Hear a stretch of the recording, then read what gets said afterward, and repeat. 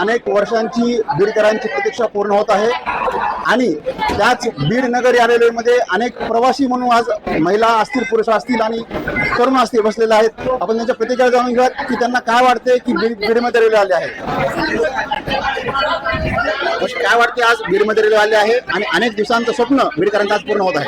खूप दिवसाचं स्वप्न पूर्ण होत आहे खूप दिवसाचं स्वप्न बीडकरांचं पूर्ण होत आहे. ह्याच्या व्यतिरिक्त खूपच आनंद होत आहे, त्याचा अंतच नाही. आज एवढी पब्लिक कुठून कुठून रेल्वे पाहायला आलेली. याच्या आधी बीडमध्ये म्हणजे याच्या आधी कधी रेल्वे प्रवास केला का? नाही, पहिली वेळेस आहे. पहिली वेळेस आहे. एकदम आनंद आहे. हो, काय वाटते बीडच्या रेल्वेसाठी अनेकांनी संघर्ष केला. बीडच्या रेल्वेला कोणाचं नाव असं काय वाटतं? बीडच्या लोकांनी सगळ्यांनी संघर्ष केला आहे, पण जास्तीत जास्त मुंडे साहेबांचा संघर्ष आहे ना. मेन म्हणजे मुंडे साहेबांचंच नाव द्यायला पाहिजे. ज्यांनी संघर्ष केला त्यांचंच नाव द्यायला पाहिजे ना. खरं म्हणजे या रेल्वेतून विद्यार्थी असतील, शेतकरी असतील आणि व्यापारी असतील यांच्याही कुठे वृद्धी होणार आहे. सगळ्यांनाच लाभ होणार आहे ना. अशी काय वाटतं बीडमध्ये रेल्वे आहे आणि तुमच्या चेहऱ्यावरती आनंद दिसतो? खूप आनंद वाटतोय आणि सगळ्याच्या चेहऱ्यावर असं हास्य बघितलं नाही, आनंद वाटतं की मन भरूनच आले. असं वाटलं होतं की बीडमध्ये कधी रेल्वे नव्हतं वाटत. आपल्यासोबत काही पुरुष सुद्धा आहेत. आपण त्यांच्याकडे दादा काय वाटतंय की आज बीडमध्ये रेल्वे आली आहे, अनेक वर्षांचं स्वप्न साकार होत आहे. आज बीड जिल्ह्यामध्ये रेल्वे आली. आज बीडकरांचं स्वप्न साकार झालेलं आहे आणि सुरुवातीचं जे रेल्वेच्या संदर्भामध्ये जे होता ते प्रस्ताव मांडलेला ते सुरुवातीला केसरबाई क्षीरसागर उर्फ टाकू, अगदी सुरुवातीला लालू प्रसाद यादव रेल्वे मंत्री होते.